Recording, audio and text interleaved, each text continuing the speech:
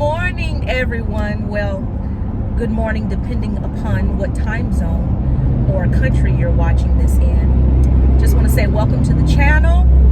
If this is your first time tuning in, my name is Tasha of Just One, because just one person can make a difference. So I'm headed into the office and I felt inspired to share a message. It has been some time since I shared a video, and honestly I wasn't sure how I wanted to relay this message, whether or not I was going to do it in video form or if I was going to write it out, because here of late, instead of recording videos, I've been mainly sharing inspirational messages on my social media channels.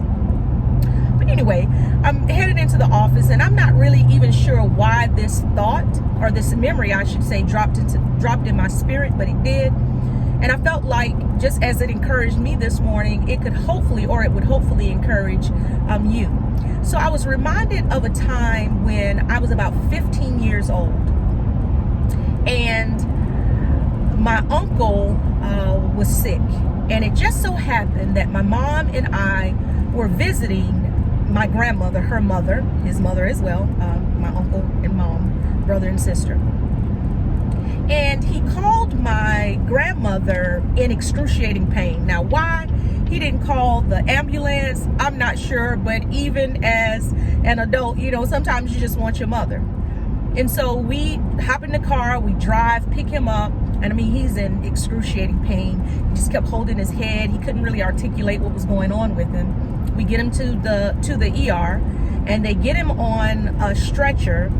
And of course, like any ER, and this was back in the 90s, y'all, I'm dating myself, you have to wait. So he's on this stretcher in the hallway waiting to be taken back and evaluated.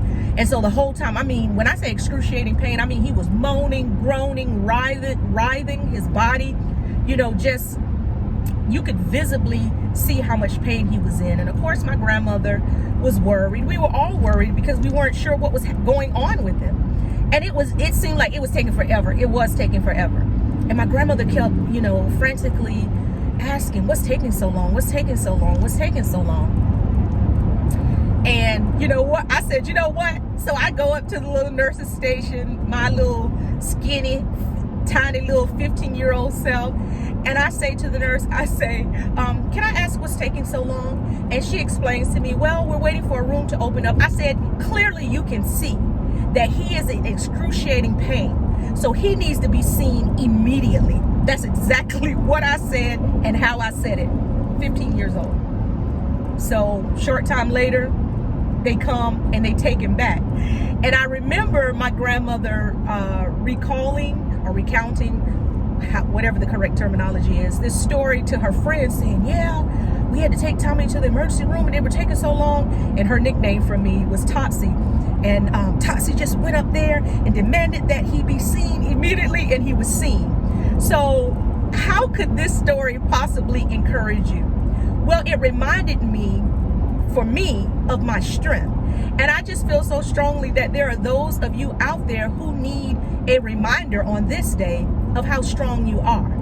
That you would ask God to bring back to memory those instances and situations where you had to show up in a way that was unexpected even for you, because those situations really reveal who you are.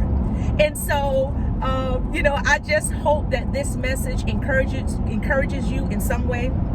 It encouraged me because I needed a reminder of just how strong and how capable I am in any given situation, and so do you. Be blessed, my friends, and I hope that you have an amazing day. Goodbye.